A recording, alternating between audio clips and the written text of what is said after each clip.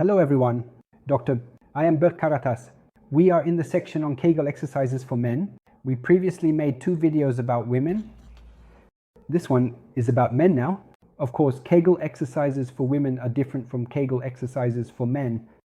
Men shouldn't watch those there and take those there as basis because they are quite different. Now, I said it for women and I'll say it for men as well. Kegel exercises and pelvic floor exercises, it's the same for men as it is for women, but pelvic floor rehabilitation is a different thing. This is especially much more effective in men, and this is the method that should be used in men. I will explain this shortly in scientific studies. I said that Kegel exercises are sufficient for women. In some things, in some topics, Kegel exercises alone are not sufficient for men. We will explain it again shortly. It has already been developed for women. I mentioned that support should definitely be sought while learning. For women, it's the same for men. You should definitely get support while learning because 80% of learners make mistakes. This is happening in my surroundings as well. So, from my close friends or our family friends, our elders say, I'm doing Kegel exercises. They say, I learned this from the videos, but they come and I see they're doing something very different. That's why Kegel exercises or pelvic floor exercises are not something you can learn just by watching videos. You need to visit an expert a few times to learn whether you're working the right muscle in the right way. There are a lot of statements about premature ejaculation and erectile dysfunction. So I'm doing Kegel exercises and my premature ejaculation will go away. If you get it from an expert, from someone who knows it in a controlled manner, if you haven't learned how to work these muscles, Kegel exercises will have no benefit for premature ejaculation. If you learn from an expert, its benefits will still be very limited. I only found one study related to premature ejaculation that was solely about Kegel exercises. I didn't know about it anyway, but that study is a new one. It was published in 2019. They compared a penis root with masturbation. I will present it shortly. In men, pelvic floor rehabilitation is used more often. I said that we're saying this here too. Now, Kegel developed this in 1948, but Kegel was an obstetrician and he standardized this exercise. What did he do? He placed a device called a perinometer in women's vaginas and so on. So this is not a method that can be applied to men. Let me explain this right away. Those who are very curious can watch women's Kegel exercises. Now, first of all, there is no fixed protocol for Kegel exercises. I explained this part for women as well. First, you need to locate the muscles by an expert. The muscles have been located. Then, it needs to be checked whether they are contracting the muscles correctly. Again, by an expert, I would say that we use a device for women here. It's called perinometry. It's for sale. Digital versus. You can take these and continue with them. There isn't such a device for men. Let me tell you that. Because there isn't a place for the device to enter in men. The muscles we are working on are not the same muscles. So they're not similar muscles. I'll explain the logic behind it a little later. The work should be done in a specific and limited time frame. You need to keep doing this consistently throughout your life at the same rhythm.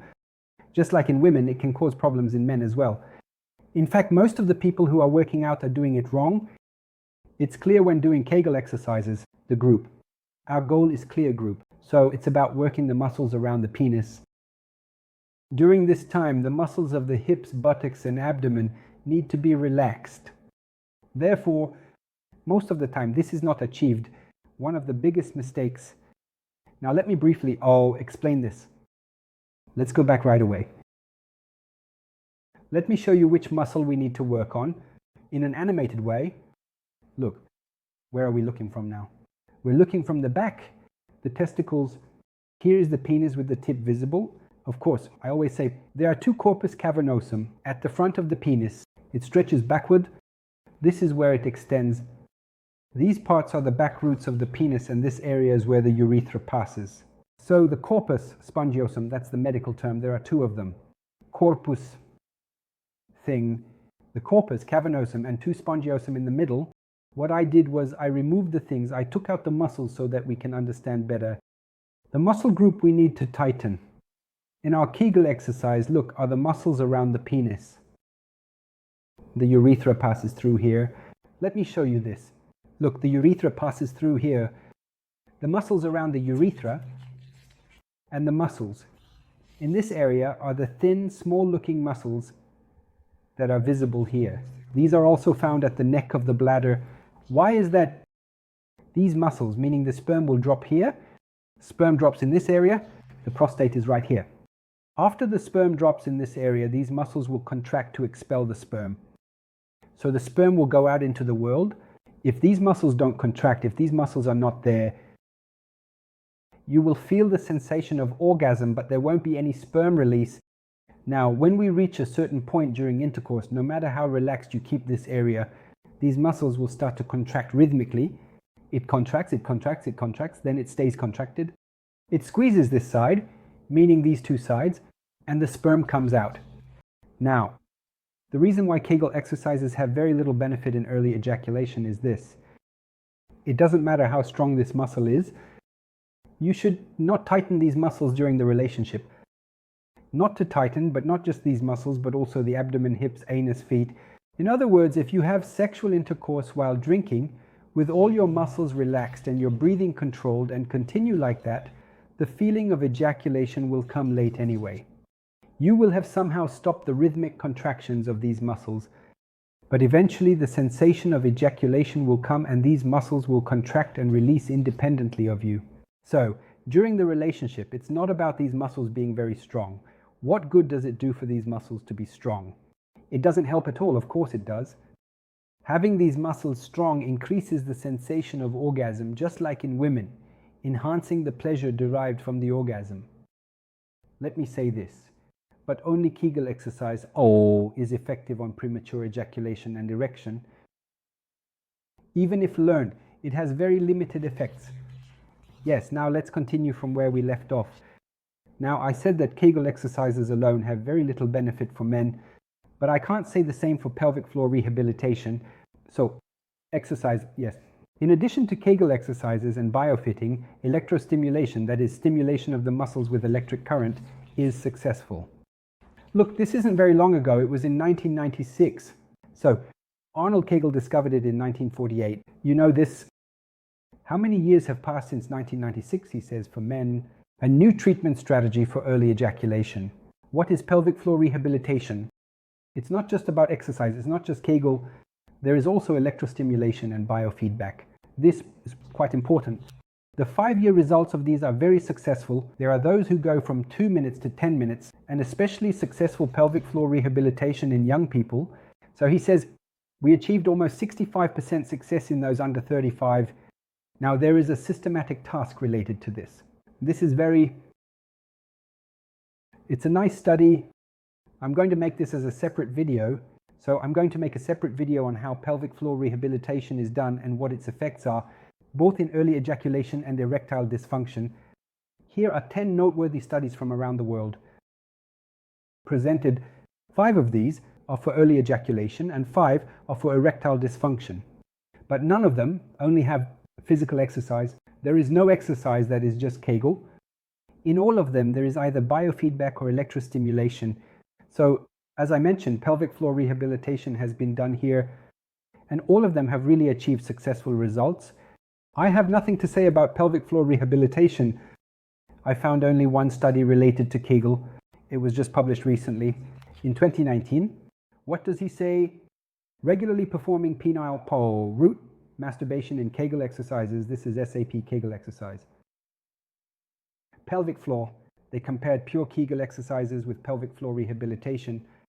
Let's see what they found. Now, in those who only performed penile, root, masturbation, the duration increased from 1 minute to 5 minutes. Incredibly significant. In those who did Kegel exercises, the duration increased from 1 minute to 2 minutes. Yes, it's statistically significant.